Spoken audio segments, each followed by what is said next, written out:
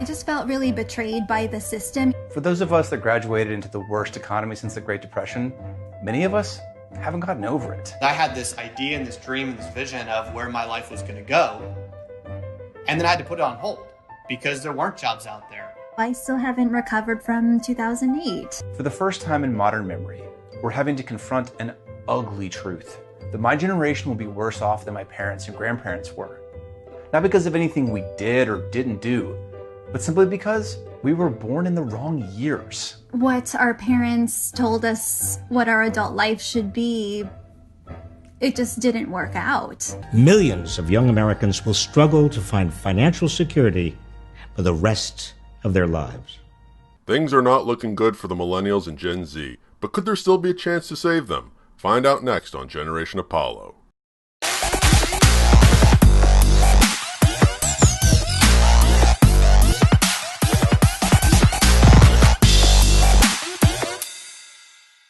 Hello, generations young, old, and everyone in between. Welcome to Generation Apollo, where we believe in salvation for those who are willing to work for it. And today, I wanted to make this video as a follow-up to my last one about hell on earth awaiting the Millennial and Gen Z members of Antifa. After reading a few comments I got on that video, I realized that there's more to this whole situation that I didn't take into account. I realized that I was approaching the matter from the overly simplistic view of don't follow the rioters and the anarchists or else you'll go into the meat grinder with them. I realized that I failed to grasp the full depth of the existential crisis that many millennials and Gen Zers are currently experiencing, especially in terms of the immense financial burdens they carry combined with their radical leftist indoctrination and how that's fueling their attraction to groups like Antifa and BLM and Marxist ideology in general. So I'm making this video to scratch the surface a little deeper into that aspect, and also to present a possible roadmap to help the millennials and Gen Z find a way out of this giant hot mess that they're in. Now, this whole follow-up was inspired by a comment left by an anonymous Mr. John Doe on one of my various other sites that I post on, and I thought his comment was especially noteworthy for mentioning other possible scenarios that I didn't cover in my first video. So thank you for sharing your insight, Mr. John Doe, whoever you are. This user starts by pointing out how bleak the current situation truly is for the millennials and Gen Z by outlining how most of the scenarios that these generations are facing basically end in a win for the communists and the elites. And the only path available to them that doesn't result in a win for the powers that be could still result in a massive loss for the millennials and Gen Z. Now, John Doe starts by outlining the first two scenarios that I already covered in my original video, those being scenario number one: if the Antifa millennials stay on their current path of politically motivated violence and intimidation, and they're not successful in achieving their goal, that being a communist revolution, they will be crushed under law and order and or by average conservative citizens who eventually get fed up with the rioting and lawlessness and start fighting back. Or scenario number two: if they continue on their current path and they are successful, then they'll eventually be crushed under the jackbooted heel of the totalitarian regime that they helped to usher in. Now, the third scenario that John Doe mentions, the one that I neglected to consider, is that if they renounce the violence and the insurrection and the revolution, but they don't renounce the fundamental Marxist ideology itself, then they'll just vote in the totalitarian regime over time. So basically, scenarios 2 and 3 both end with the same outcome. The only difference is one puts the communists in power quickly through violent rebellion, while the other does so a little more slowly through the ballot boxes. And finally, scenario number 4. This scenario is the only path available to the millennials and Gen Z that actually reverses the course of the cancer we know as cultural Marxism. And this requires them to not only reject the call to violence, but also the core Marxist ideology itself. And this also means voting conservative and making a firm commitment to uphold the principles of the Constitution. Now, when I say voting conservative, I don't necessarily mean voting Republican per se. What I'm referring to is voting for fiscally conservative policy. So that means you could vote for anyone you want, whether it be Blue Dog Democrats or Independents, as long as they're proposing conservative fiscal policy. And so that also means taking responsibility for your financial choices and repaying your debts. Now, John believes that this will likely never happen because the millennials and Gen Z are too far indoctrinated and too far in debt. So even if they can overcome the indoctrination, they still have the insurmountable debt that they likely won't recover from, especially when you start to take into account things like compounding interest and the fact that their past associations with BLM and Antifa will probably relegate them to low-paying jobs. So that means the only option that reverses the problem would still see millennials and Gen Z doomed to lifelong debt and having to work multiple low or minimum wage jobs just to make ends meet. So when you take all this into consideration, you begin to understand the motivation for why the millennial and Gen Z members of BLM and Antifa are acting the way that they are. Okay, now, this is where I want to take a few minutes to address some of the points that John made, because there are some things that I absolutely do agree with him on, but there's also a few points where I do disagree, particularly on the idea that millennials and Gen Z will be in lifelong debt. I disagree with that prediction, but I'll get to that in just a second. But right now, this is where I want to start to outline the major points on my proposed roadmap for how these generations can escape their existential hell in a way that's fair and still based on solid moral principles. Point number 1.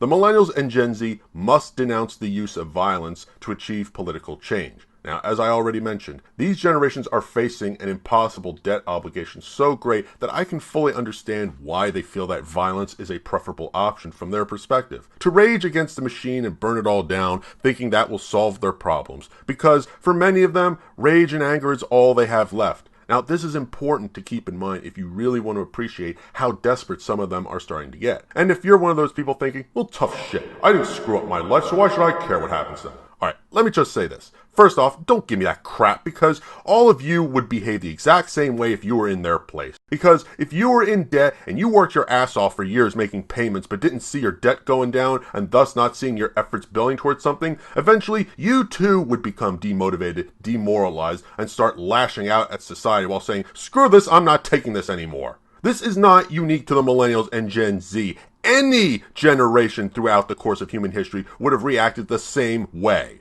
And second, I want my fellow citizens to make good incomes, and so should you too, because if they're not able to make good incomes, they'll eventually come after your income, and more importantly my income, in the form of theft, either through voting for more welfare or by looting. Now, having said all that and completely appreciating the motivation for why so many millennials and Gen Zers see violence as a viable option, I do need to stress that this still does not justify their behavior. I absolutely do not condone violence or intimidation as a way to achieve political goals. Because that's not going to convince society to be sympathetic to your cause, but it will test society's patience, and when that patience runs out, trust me guys, that is not going to be a fun day for you. And given how tense things currently are right now, I'd say that day isn't too far off. That's why this is the top point on my roadmap, because the consequences of staying on this path are the most immediate threat to the well-being of the millennials and Gen Z. Alright, now, let's move on to point number 2. Point number 2. Once the millennials and Gen Z have renounced the violent insurrection, the next step on their path to recovery is to reject Marxist ideology. Now, I understand that this won't be easy. In fact, this will probably be the hardest step of all, because given their level of frustration with society and the fact that they've had this ideology drilled into their heads for years, it's certainly understandable why Marxism is so appealing to these generations. But breaking this ideological brainwashing is something that must be done, not only to save the millennials and Gen Z, but also to reverse the damage done to our country. And as I said earlier, this also means upholding the principles of the Constitution and being fiscally conservative. And being fiscally conservative also means repaying your debt obligations. But wait, didn't I just say that with compounding interest, it's unlikely these generations will ever be able to pay off those debts? Yes, I did. And that brings me to the next point on my roadmap, where society as a whole must now step up and do the one thing that it constantly lectures young people on doing, and that being taking responsibility for its mistakes. Point number 3. The big banks must acknowledge their role in creating the student loan debt crisis and shoulder some of this burden. Now, some say the millennials and Gen Z should have done their research to see if the majors that they were studying actually had good employment prospects before borrowing tens of thousands of dollars to finance them. And yes, I agree. I absolutely agree they should have. However, shouldn't the banks have also done this before agreeing to loan money to naive young people to finance worthless degrees that weren't worth paying a king's ransom for? After all, the banks could have easily looked up market statistics on jobs for a variety of degree programs and industries. The data is out there, so doesn't that mean the banks also bear some responsibility for making stupid loans that never should have been made to begin with? To get my point across, let's consider the following example. Let's say I loan $1,000 to a homeless bum because, I don't know, he makes up some sob story about being down on his luck and he wants to start a business and he needs $1,000 to get started. Alright, so this bum has no income, no savings, no asset to use for collateral, and his business plan is questionable at best. But despite all these red flags, I still have him sign a contract and cut him a big fat check. And then what happens next? Surprise, surprise! He skips town and I never see a single dime of my money repaid back to me. Now, let me ask all of you watching or listening to this, who do you think is at fault here? Do you think it's the bum's fault for not honoring his legally binding agreement and accepting money that he had no intention of repaying? Surely that shows a huge flaw in moral character on his part, does it not? Or would you say, no, dummy, it's your fault for loaning such an egregious amount of money to someone whom you should have known was a high default risk just by looking at him? I mean, he scrawled his business plan on the back of a napkin, for fuck's sake. How much more of a red flag could you ask for? And the contract I had the bum sign? Well, all it's good for is toilet paper at that point. Sure, I could go to court and have the judge rule in my favor, but then what? That doesn't mean I'm going to get my money back if the guy has no way to repay me. What am I supposed to do? Am I going to follow him around when he's begging for money on the streets and every time somebody drops some change in his little cup, I grab it and say, no, that's mine until your debt to me is repaid? Do you think that's practical? And if I charge interest, then that bum will always be indebted to me. Now, let me add one more aspect to that scenario. Let's say I then go crying to Uncle Sam for a bailout and he cuts me a check for $1,000 and then someone from the government starts following the bum around trying to collect on the debt. Or they just pass on the debt to everyone else in the form of higher taxes. Or let's even assume it was the government that made the original loan and not me. Do you think the government should have made such a stupid loan? Do you think the government should have bailed me out from making that same stupid loan? Well, guess what? That's pretty much how our student loan system works. Are you all starting to see how untenable this situation is in the long term? Now, this is where I question the idea that the millennials and Gen Z will be in lifelong debt, and my reasoning is because these generations will eventually become the primary tax base, as the millennials are a huge generation. They're a huge demographic that America cannot afford to ignore, and if these generations are so indebted to the point where they can't afford to buy houses or even rent, then that's not going to bode well for America's future economic stability. Plus, Sanders and Warren had already proposed some type of student loan debt forgiveness when they were campaigning during the primaries, so for that reason, I'm making the prediction that they'll have their debts forgiven out of necessity and not just by politicians pandering for votes. However, the only problem with a total and complete debt forgiveness is that this will only reinforce Marxist ideology in the minds of the millennials and Gen Z, because then they'll be convinced that government is the answer to their problems. So, finally getting back to point number 3 on how the banks should bear some responsibility, I think a fair approach to this would be to eliminate interest on all student loans, both private and federal, that are, say, more than 10 years old. That way, millennials and Gen Z would still need to meet their financial obligations in accordance with conservative principles, but they would finally be able to see light at the end of the tunnel if their debts are locked and prevented from growing any further. Now, this could be achieved through executive action, since Trump has already temporarily suspended interest on federal student loans as part of COVID relief. Now, if he were to make that permanent, I think that would be a great first step in the right direction. But the government would still need to do one more thing to prevent this mess from reoccurring. And that brings me to my final point on the roadmap.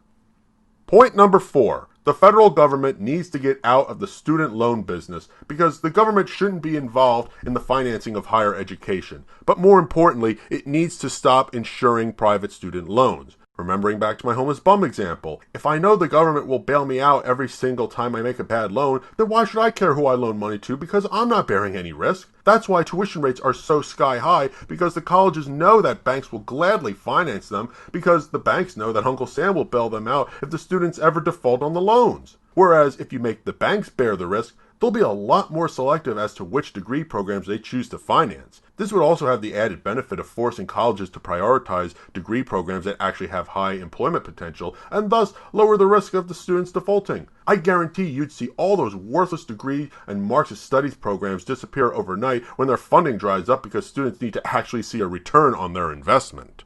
Alright, to sum up my proposed roadmap, it basically goes as follows. Point number 1, millennials and Gen Z need to renounce violence and insurrection as a way to achieve political change. Number 2, they need to renounce Marxist ideology. 3, Society needs to hold the banks responsible for their role in creating this mess by preventing them from profiting any further off loans that never should have been made to begin with. And number 4, the government needs to stop bailing out the banks for making stupid loans. Now, notice how my proposal addresses the problem by requiring both the millennials and society as a whole to share the blame. Yes, the millennials and Gen Z did get themselves into this mess, but we as a society enabled them to do this thanks to well-intentioned but ultimately flawed government policy. And as long as we continue to blame younger generations for their mistakes without acknowledging society's complicity in placing short-term profits over long-term economic stability, then we will never solve this problem and it will eventually explode with disastrous results. Now, John Doe did mention a theory for why he believes that society will never address the root problem and will do everything it can to keep millennials and Gen Z financially enslaved. His theory suggests that the government won't forgive the student loans because it's depending on the revenue it gets from these loans to prop up our failing system. He claims this is why tuition rates have skyrocketed in the past several years. Instead of a direct tax, we have a kind of, shadow tax, where we've passed the debt for funding the socialist agenda onto our youth in the form of greatly inflated student loans. We lock 18-year-olds into inescapable crushing debt that cannot be dismissed, even in bankruptcy, with their future earning potentials being mortgaged against our government's current liabilities. And if the loans were ever to be forgiven, then the revenue would need to come from somewhere else, and then that's when the mask would come off and America would go full totalitarian, where the productive ones would basically be raped of their labor to support this nightmarish system. Now, if this is true, then I gotta say this is highly disturbing, not only for its implications, but because of how plausible it is. Think about it. The boomers are retiring, even though, according to recent studies, nearly half of their generation hasn't saved enough for retirement. Social Security is also set to become insolvent in 10 years because the government dipped its hands into the cookie jar decades ago and never replaced the money it stole, so the trust fund doesn't have nearly the level of cash reserves that it should have on hand. And finally, also consider that even though the boomers have mostly retired from the business sector, their generation still controls the government. So of course, boomer politicians are going to cater to their boomer constituents and give them whatever they want, no matter how high the cost. How high, you ask? Well, recent projections say that the boomers' retirement is going to cost America somewhere in the range of $100 trillion in unfunded liabilities between Social Security and Medicare. Now, we were already $21 trillion in the hole at the beginning of this year, and we had to print off another $6 trillion just to keep the economy on life support. There's no way we can afford this. But it makes perfect sense that the boomer elites would concoct such an insane scheme. They knew they'd never be able to raise enough revenue to pay for all that through normal tax rates. So what better idea, though, than to lie to a bunch of naive young adults and convince them to borrow tens of thousands of dollars to finance degrees that won't translate into high-paying employment. And by the time they realize their mistake, they're already locked into a lifetime of debt with no way out, thus officially turning them into walking ATMs for the boomer socialist demons to parasite off of. And again, if this really is true, then this goes well beyond the banks just simply being reckless with their money because they were enabled by bad government policy. What if this was the bank's plan all along? That could also explain why they made these seemingly bad loans, because they knew once the millennials and Gen Z signed on the dotted line, they were effectively signing their lives away. Maybe the banks were never really concerned about when the debts would be repaid, but how long they could profit from those debts. To give you guys an example, a friend of mine actually just made her final student loan payment this past month after paying them off for the last 20 years. She's about my age, maybe a year or two older than me, so she's been paying student loan debt for more than half her life. Almost as long as some boomers have been paying for their mortgages. That's insane! She's just lucky that she was able to obtain decent employment that allowed her to pay her debt and still have enough left to support herself. It also helps that she studied at an Ivy League school in our area, but still, the point is that she spent most of her life paying off a debt for a non-physical asset for which I question whether it was worth the money that she spent on it. But anyway, getting back to my original topic, if John Doe is correct and his theory turns out to be true, then there's only two ways that this can end. If the millennials can achieve enough institutional power in the next few years, the first thing they'll need to do is wipe out their own debts. They will do that because there's no way that they're going to voluntarily accept their current state of affairs if they have any power to stop it.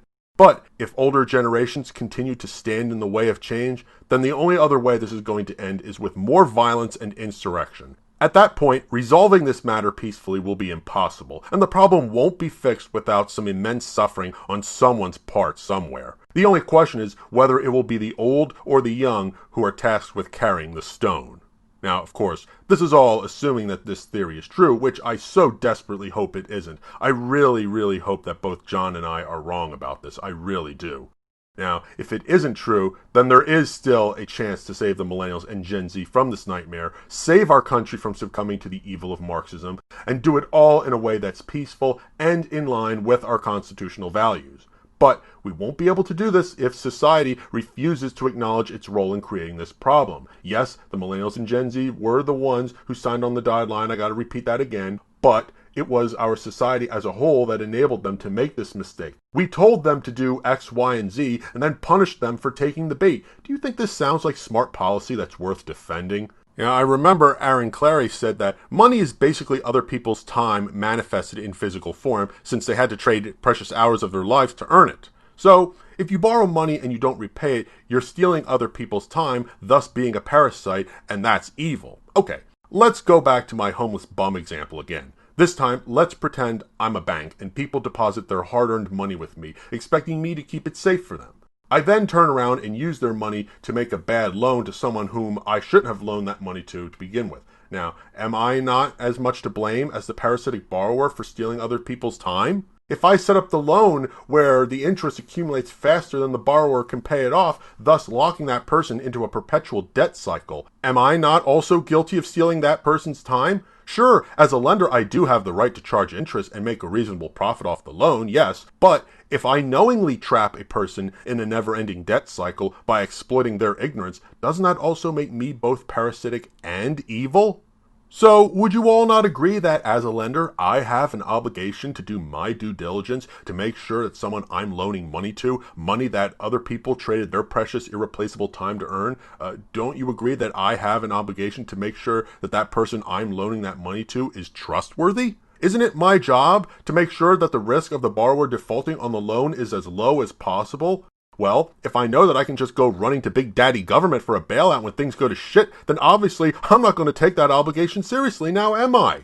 And that is what has happened. Our banks have made a whole bunch of really stupid loans, and society was willing to insure those stupid loans. So now the student debt bubble has basically become this giant hot potato that society is doing everything in its power to avoid getting stuck with. Whereas if we had just had the balls to tell the Millennials and Gen Z that their dreams of going to college to study sociology or gender studies are stupid, and that we're not going to loan them $50,000 when they could have easily learned these same subjects for $1.50 worth of late fees from the public library, everybody would have been better off in the long run. These generations wouldn't be in debt, and society wouldn't have this ticking time bomb to worry about. But we didn't have the balls to do that, and that's why society is so desperately trying to force Millennials and Gen Z to bear 100% of this burden, because the government and the financial institutions don't want to admit that they fucked up royally with this colossal mistake.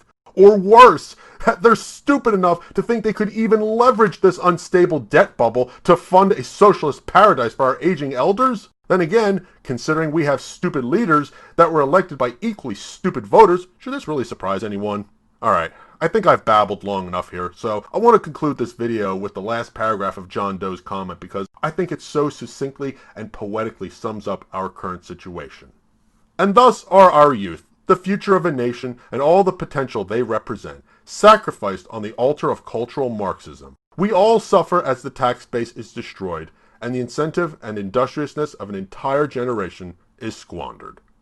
If any of you take anything away from this video, let it at least be that. Because a society that fails to grasp this very simple concept is a society that is doomed to fail, and deservedly so. And with that, I'll conclude this video here. So, what do you all think? Do you think there's still a chance to save the Millennials and Gen Z? Do you think the roadmap I've outlined has any chance of coming to fruition? Do you think John Doe's theory is true? Let me know in the comments. If you enjoyed this video, please be sure to like, subscribe, and share this video to help this channel grow. And lastly, don't forget to follow me on my other pages including BitChute, Twitter, Minds, Reddit, and now the Library app. All links are in the description. So, thanks again for watching, and thank you for tuning in to Generation Apollo.